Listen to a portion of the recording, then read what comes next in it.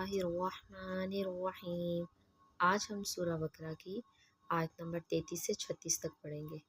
قال یا آدم انبئہم باسمائہم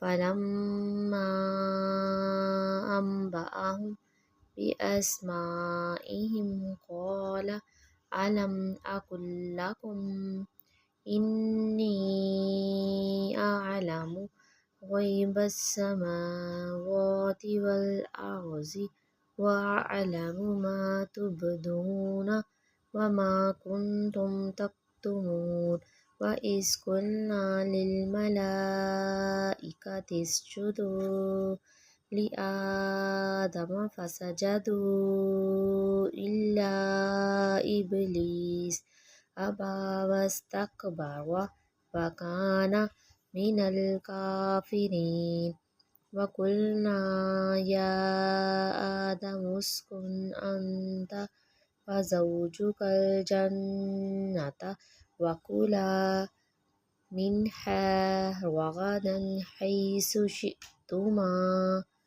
حَيْثُ شِئْتُمَا وَلَا تَقْرَبَا هَٰذِهِ الشَّجَرَةَ فَتَكُونَا مِنَ الظَّالِمِينَ فَأَزَلَّهُمَا الشَّيْطَانُ عَنْهَا فَأَخْرَجَهُمَا مِمَّا كَانَا فِيهِ وَقُلْنَا اهْبِطُوا بَعْضُكُمْ لِبَعْضٍ عَدُوٌّ وَلَكُمْ فِي الْأَرْضِ مُسْتَقَرٌّ وَمَتَاعٌ إِلَىٰ حِينٍ۔